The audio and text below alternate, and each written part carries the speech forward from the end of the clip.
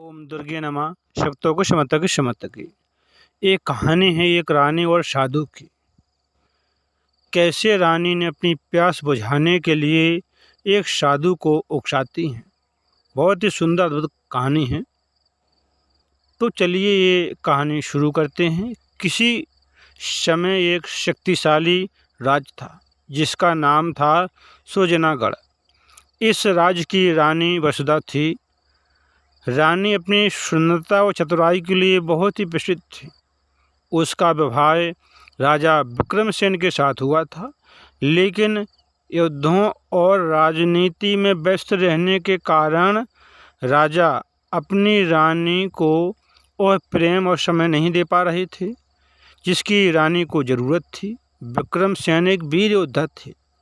उधर राज्य के वन क्षेत्र में एक सिद्ध साधु महायोगी विरेशानंद का आश्रम था।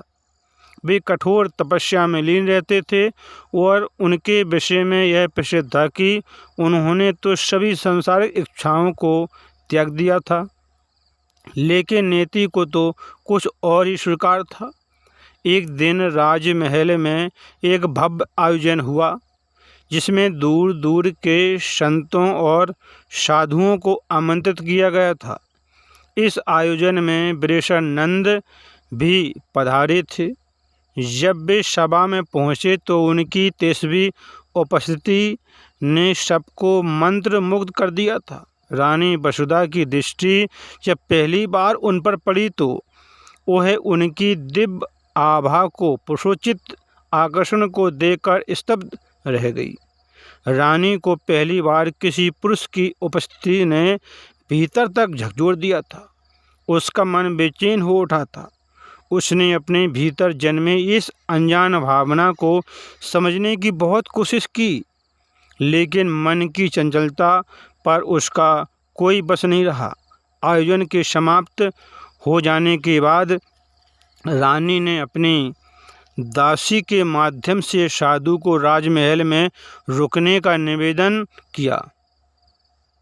पहले तो योगी ने मना कर दिया, लेकिन जब स्वयं राजा ने आग्रह किया तो वे कुछ समय के लिए महल में ठहरने के लिए सहमत हो गए। रानी का हृदय उथल पुथल से भर गया। उसकी आंखों में एक अजीब सी ललक थी जिसे वह छिपाने का प्रयास कर रही थी। रात के गहन अंधकार में रानी चुपके से साधु के कक्ष की ओर बढ़ी। उसका हृदय धड़क रहा था, सांसें तेज हो रही थीं।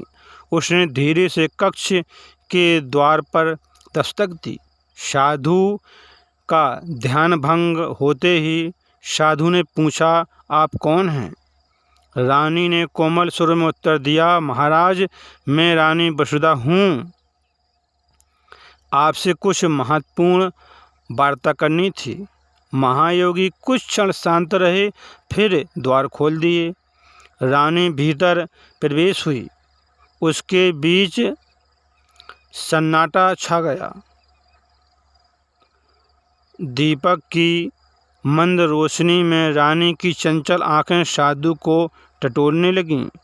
साधु ने गंभीर सुर में कहा, रानी, तुमको इस समय यहाँ आना उचित नहीं है। आपको कुछ आवश्यकता थी।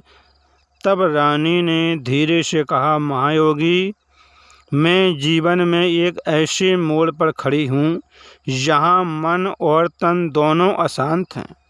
मेरे जीवन में प्रेम की कमी है। मुझे आपकी निकटता में मुझे एक अनोखी शांति का अनुभव होता है।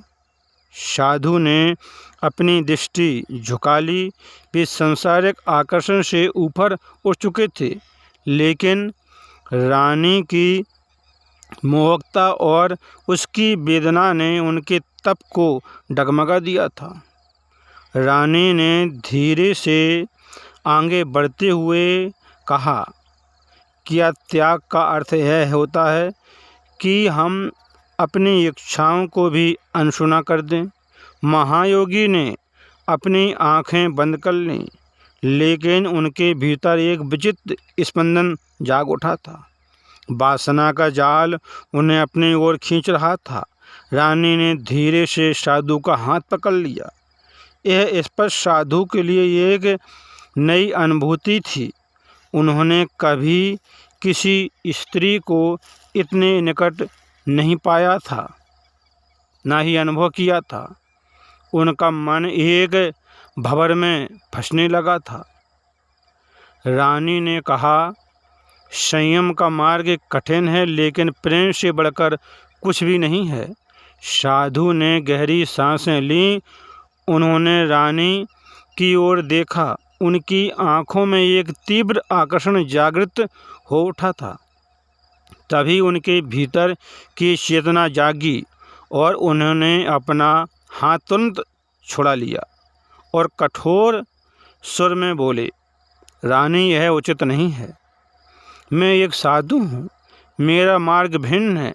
यह क्षणिक आकर्षण तुम्हें दुख के अलावा कुछ नहीं देगा। रानी की आंखों में आंसू आ गए। उसने धीरे स्वर में कहा, तो क्या मेरी इच्छाएं अनसुनी रह जाएंगी? तब साधु ने अपनी आंखें बंद कर लीं और मंत्रों का उच्चारण करने लगी। उनके मुख से बस इतना ही निकला, वासना को प्रेम मत समझो। रानी, प्रेम त्याग में है, अधिकार में नहीं है। रानी कुछ क्षण रुकी, फिर धीरे धीरे पीछे हटी और कक्ष से बाहर निकल गई। रानी उस रात बहुत रोई, लेकिन अगली सुबह सूरज निकलते ही उसने स्वयं को बलदा हुआ महसूस किया। उसने समझ लिया कि वासना क्षणिक है, लेकिन प्रेम त्याग सम्मान से पूर्ण होता है।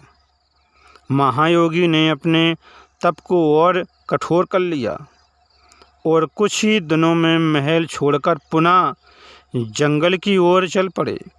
रानी ही स्वयं को राज्य और प्रजा की सेवा में समर्पित कर देती हैं और वासना की परीक्षा समाप्त हो चुकी थी।